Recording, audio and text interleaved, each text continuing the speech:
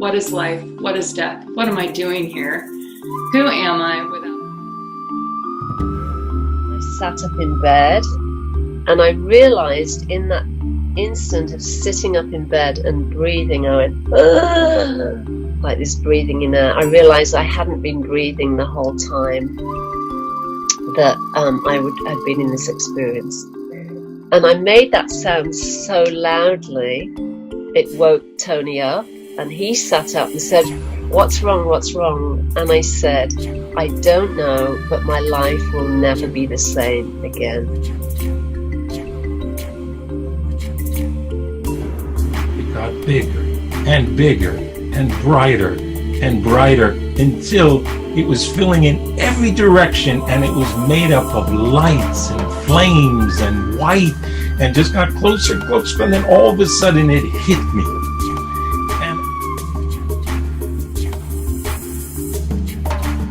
But suddenly there was like this kind of like this portal just opened, that there I could just sense that I have access to all the information in the universe.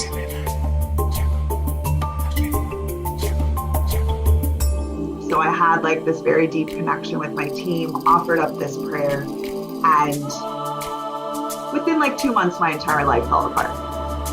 So, you know, spirit doesn't mess around. And when you ask, it is always given.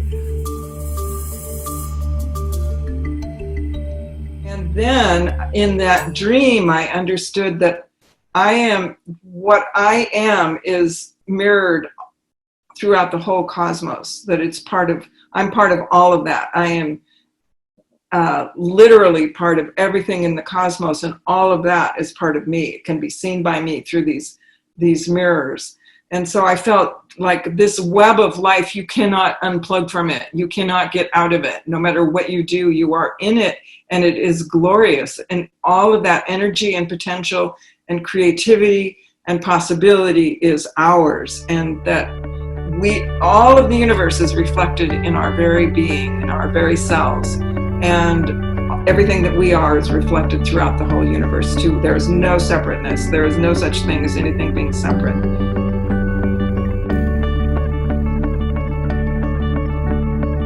2020, what a ride.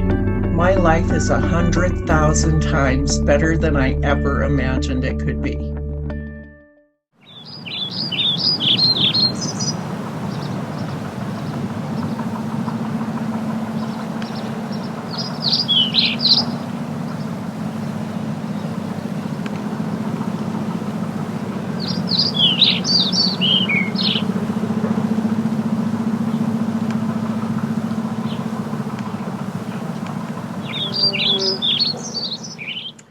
So my name is Karoliina Hellen, and I have a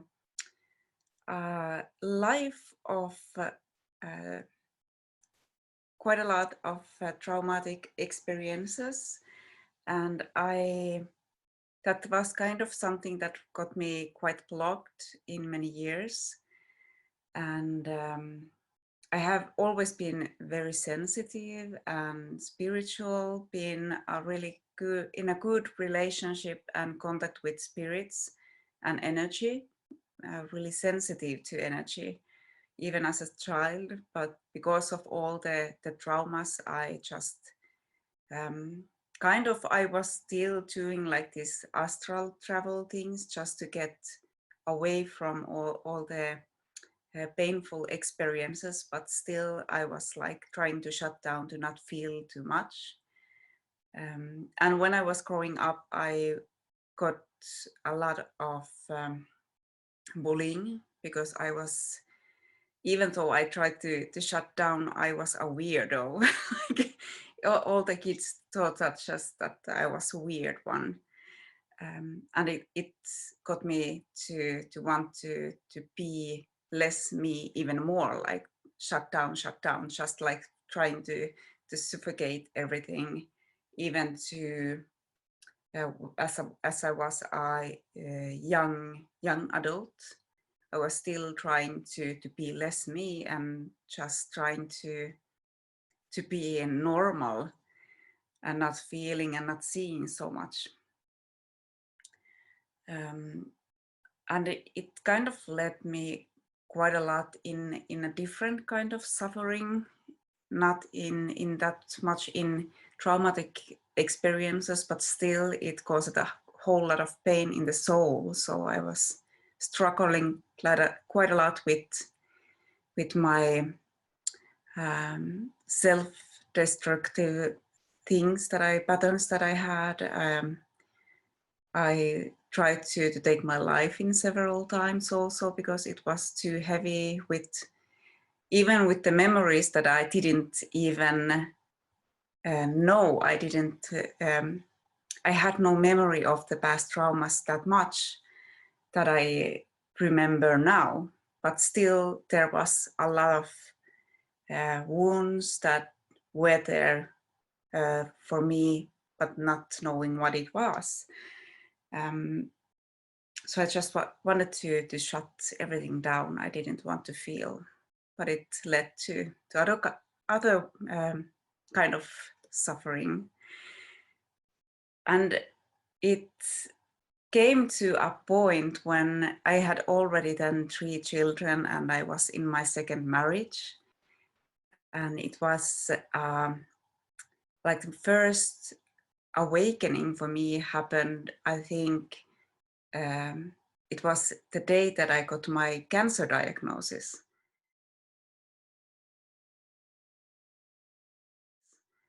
And it was the 21st of December 2012 when the Maya calendar was ending. And it was supposed to be like the end of the world. And kind of it was. It was like an ending of one time and stepping into another. And so it was for me. It was obviously not the end of the world, but for me it was really a huge transformation of stepping from one reality to another. And when I got my cancer diagnosis, I got the diagnosis that I probably had 4 weeks of living, to just trying to prepare myself and my family for me passing out or like dying. And I guess there is ways of reacting to this kind of news. Someone would have got totally desperate or maybe even giving up or panicking, whatever. But I just felt so calm. I was like, it was such a relief. I have tried to figure out what the relief was, but I suppose that there was, like, for first time in many years, maybe never, there was someone who actually was not trying to minimize my pain or my suffering. So I kind of got like, okay, I'm not nuts. I'm not going crazy. I knew that there was something wrong, something that was going on in my body. And I got the diagnosis that there it was. But what I think that was causing this cancer was all the suffocating of, and like trying to hide away all these traumas and just blocking everything so deep into my body that it started to manifest in this kind of disease and illness. And when I got the cancer diagnosis, it was like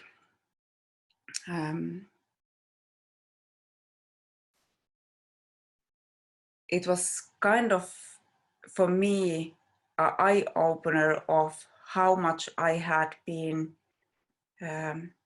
living like a theater, like in a role that was not really me. I could see really clearly that this person who has been living my life, that's not me. That's just some kind of empty, hollow shell that have been running my life. And now is my time to step into to be me and to really let all of me be there. And in that process, I got really in love with life. It was like opening these different kind of views there. Everything was so clear. And it also learned me so much of this being in such a deep gratitude of every second of the life. Because I had 3 young children and I wanted so much to be present in every second they were home. I wanted to just be there, to be fully there.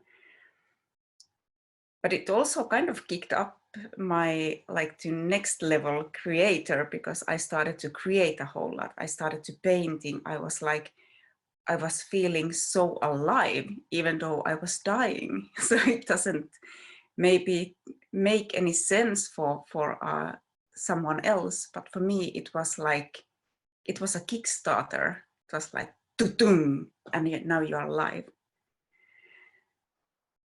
But still, and in the first, the journey was really rocky, because there was some things that I needed to really realize before I started the healing process. But I didn't give away my power. That was kind of also an awakening moment, because I didn't give my power away to the doctor and didn't just adapt the death sentence of, okay, here is your last days, so just enjoy. But I decided that no, this man is not saying when I'm going to die. That's not his decision to make. That's mine. So I kind of sensed the turning point also in that, because I have been living in so many years of victimhood and giving my power away to people who have been suppressing me and giving me traumas and not doing maybe that great things. So the knowledge of that I can be a master of my own power. I don't need to give away my power to someone else to decide what my life is worth. It was a huge moment for me. So that was a starter for me. It was the beginning of the new world and a series of awakening moments.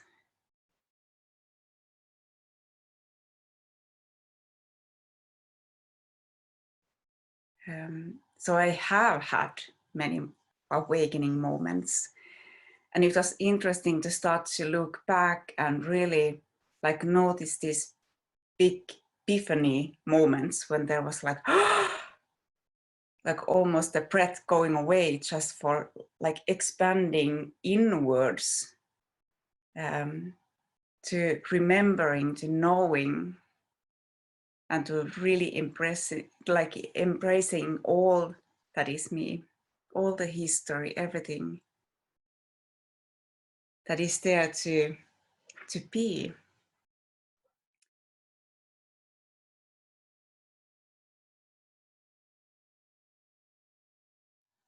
So I think that the moment first awakening of what I remember was the day of diagnosis. There I just notices this: I exist and I am. It was really beautiful for me. Even for someone else, it maybe sounds terrifying. So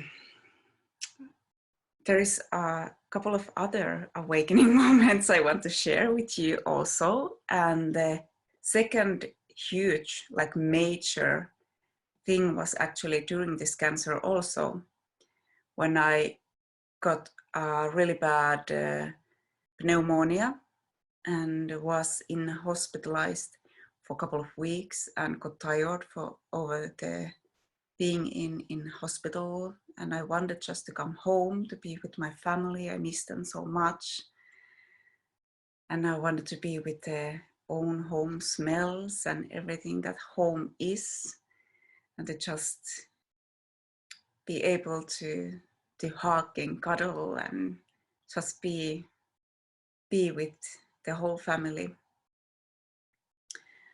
And I got permission to go home over a night, but already when I was on my way home, I noticed that my fever was going up, but I didn't want to say anything to my mother or my husband because I knew that in that case they would have been driving me back to the hospital. So I was like, I'm not saying a thing. So I enjoyed the evening with watching movies and being with the family, going to sleep to own bed, and I was so happy. I was so delighted over the fact to be able to go to cuddle up next to my husband and just fall asleep there. And that night I woke up of a feeling that there was someone in the room.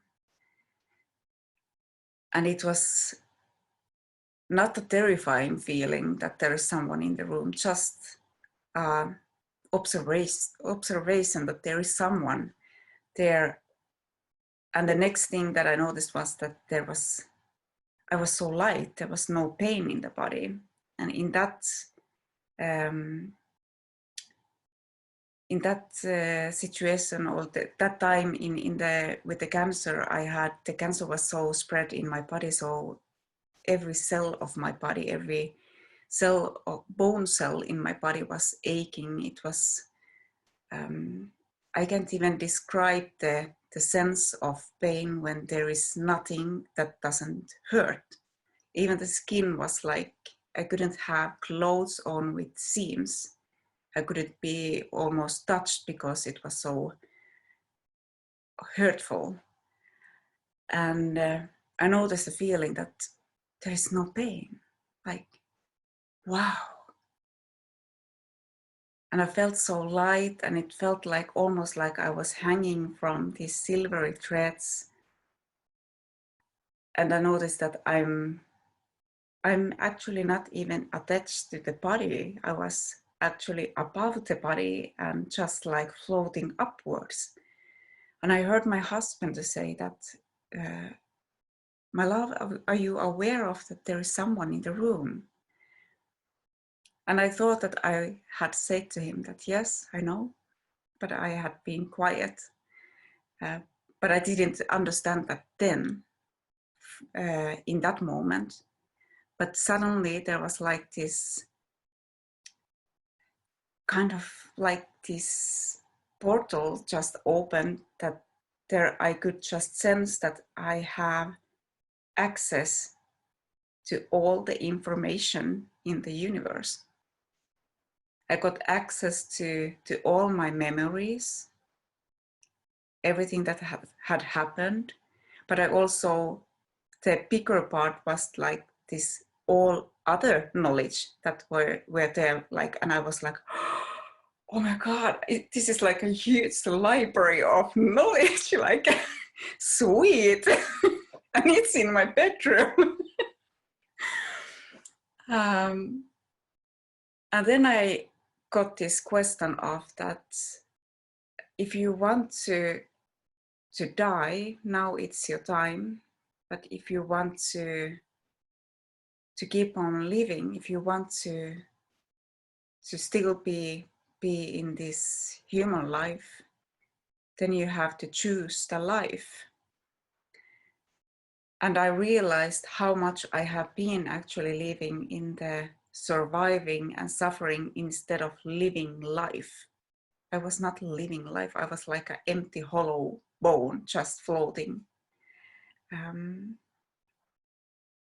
it wasn't an easy decision, because the sense of being so light and not have to be in that suffering anymore, it made it really hard to actually come back.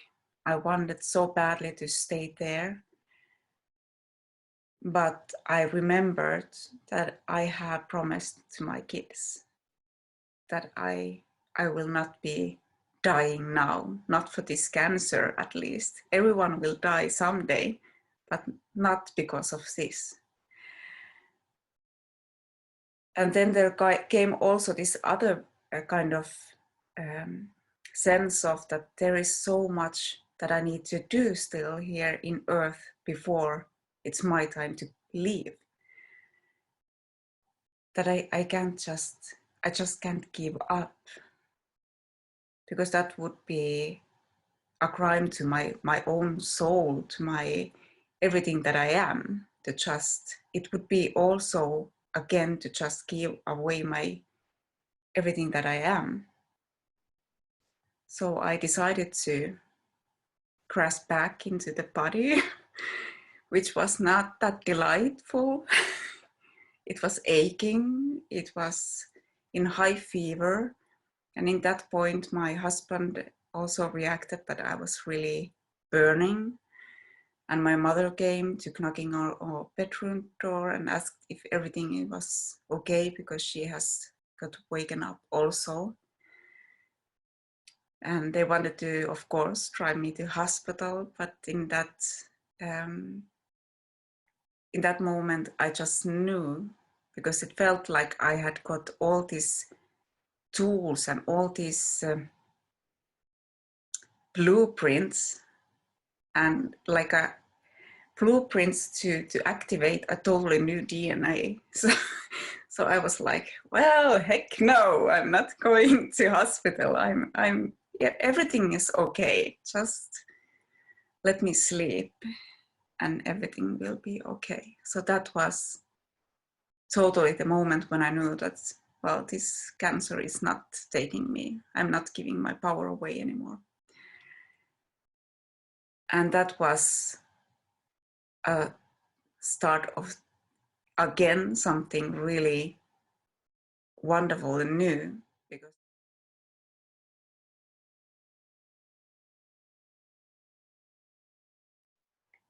for it was during that spring, end of the winter, spring, when I was going to the forest with not my husband, but with my dog.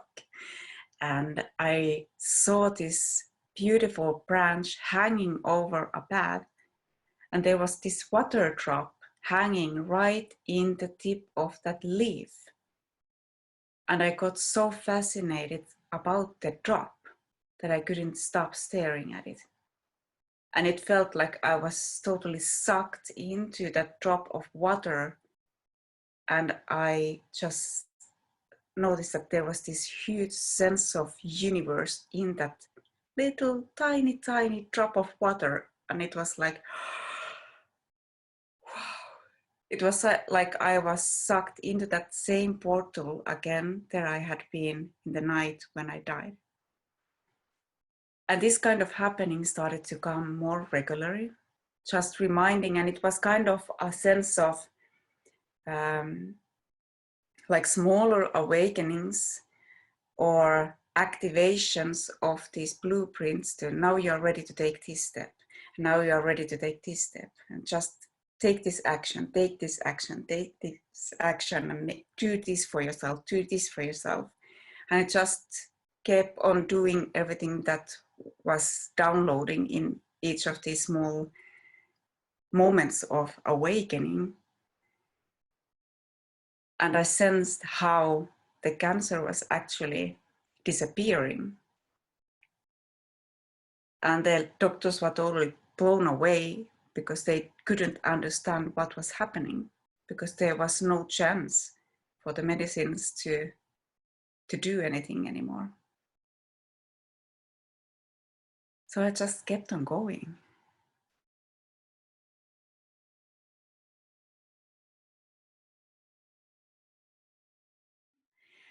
And last summer we had this vision quest.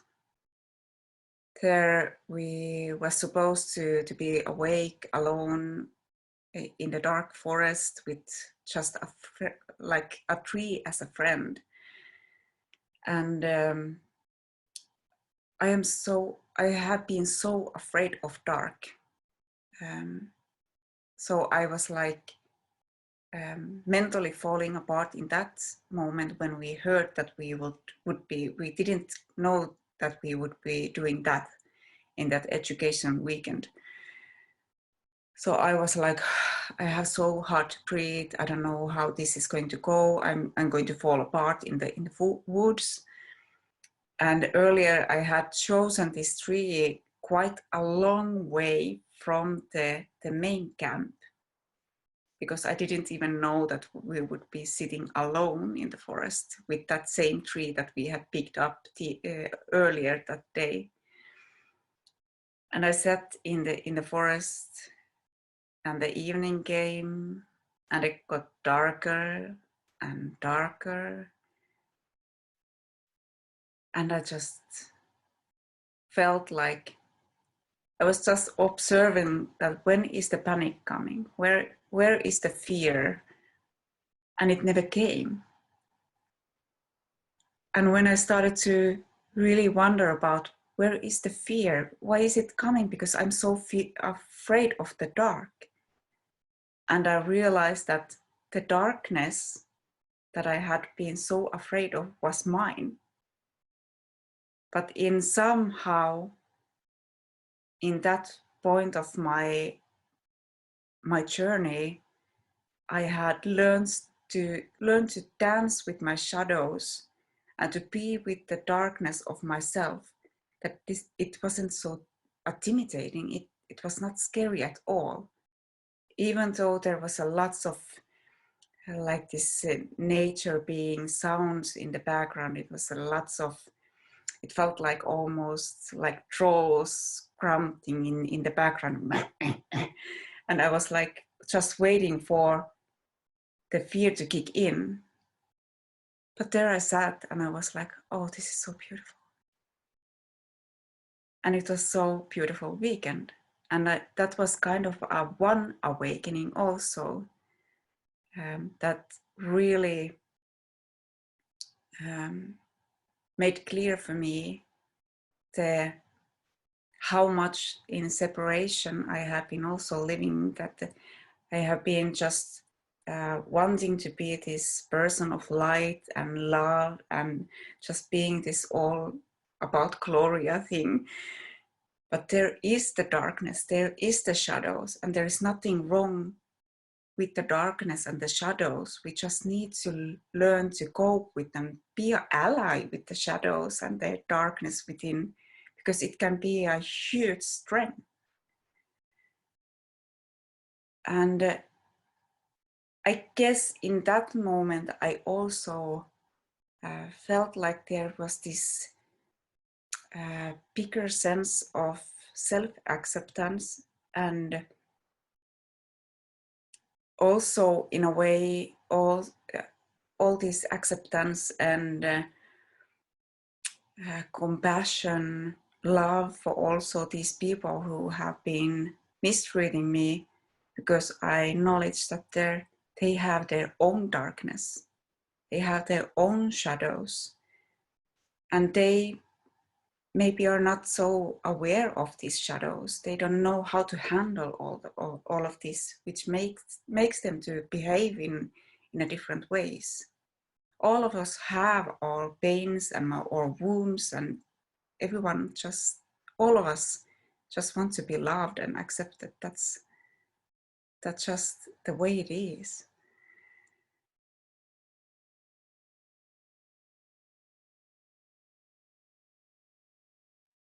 Kind of in the meeting the fear, there was this deep awakening of the love and compassion.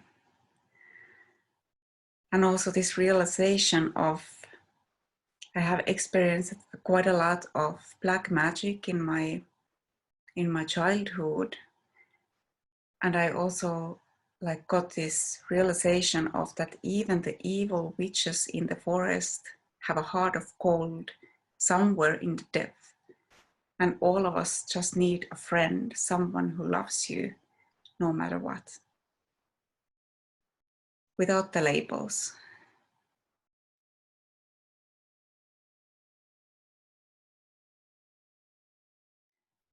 And with that realization also kicked in this Kundalini, huge Kundalini energy that was like a next step awakening that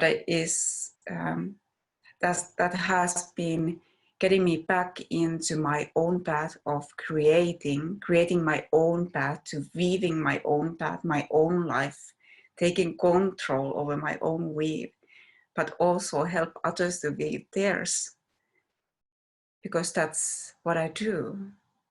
That is my power. That is my tools. I weave, I create, and the Kundalini energy kind of put that in motion to keep on creating.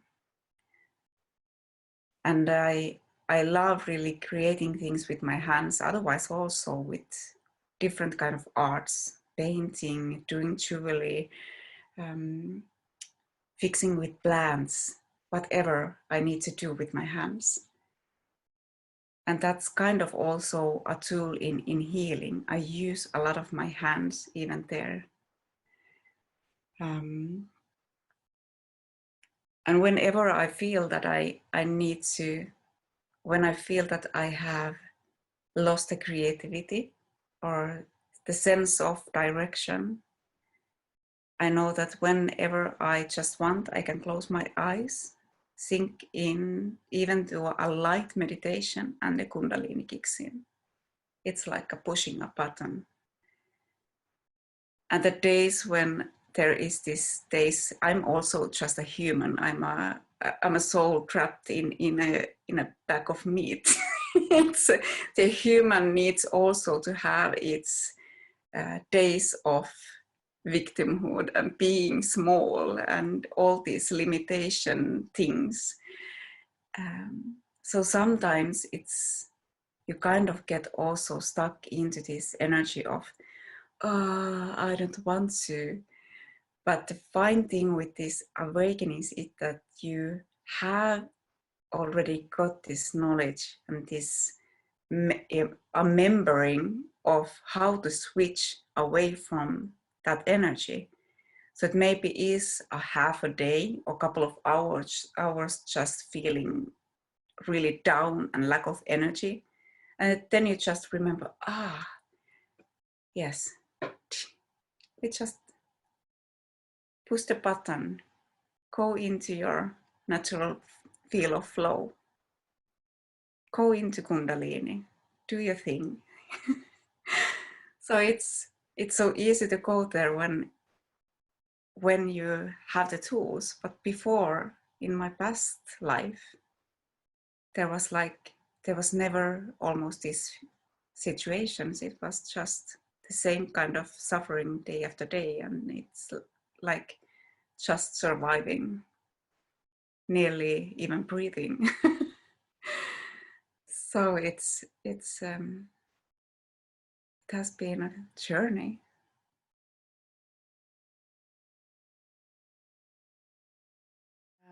This epidemic or pandemic with Corona has been,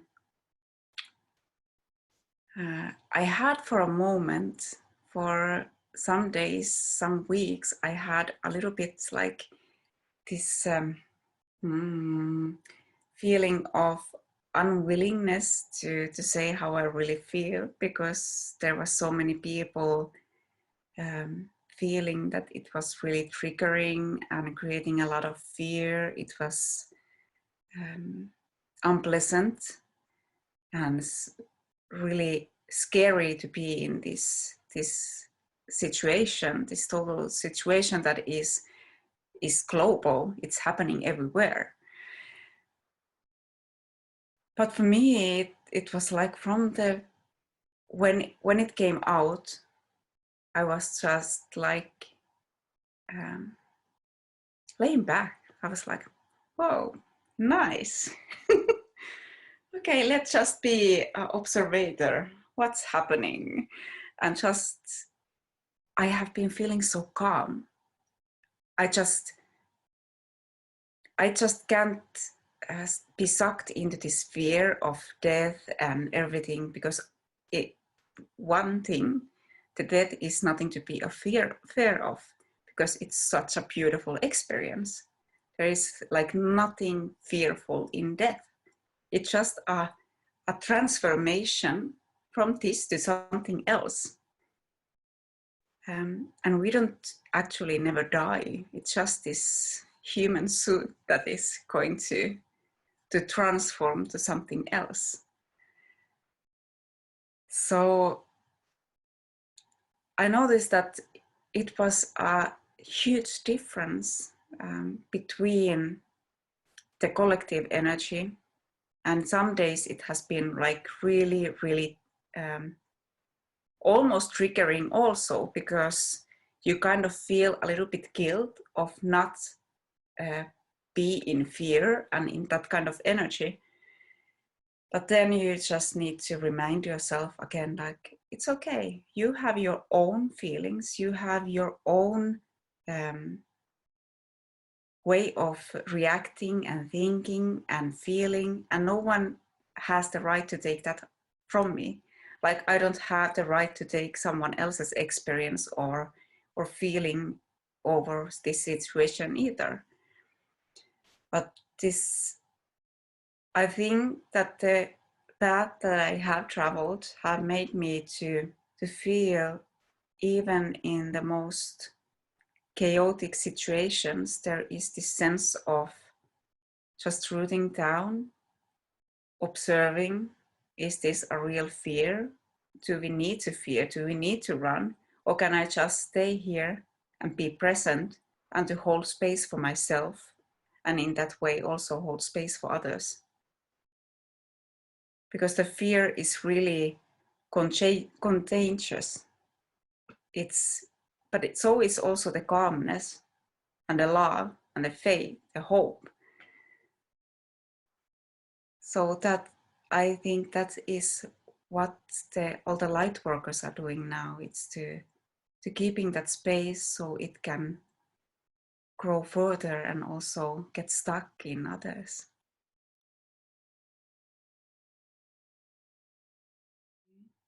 My teachers, I have so many teachers in my life. And the first teachers, I think it's my grandparents and my parents. And there is some great moments, and even the terrible moments has transformed to something great, because everything that I have experienced with these teachers, they are part of my medicine this day.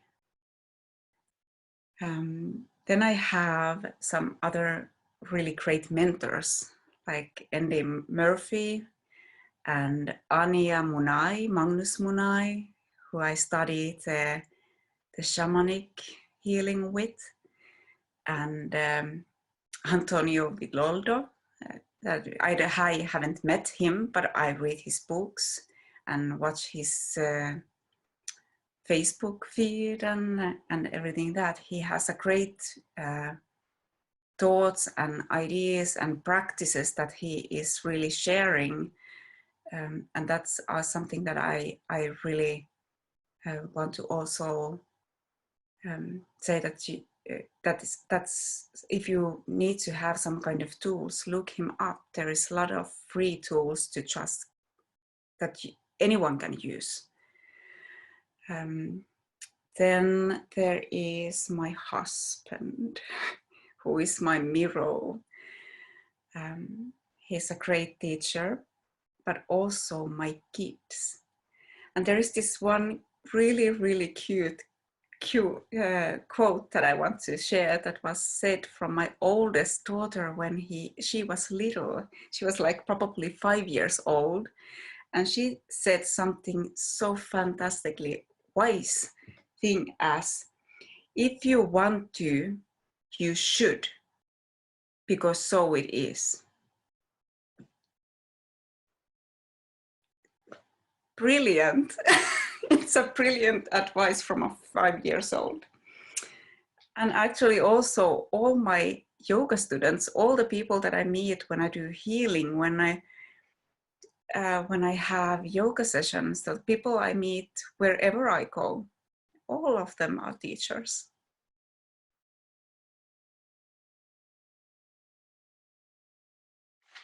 Something that came as advice when I wanted to tap into what is the words that the collective need.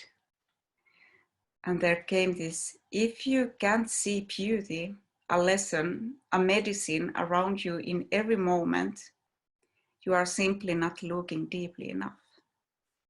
See it because it's all around you.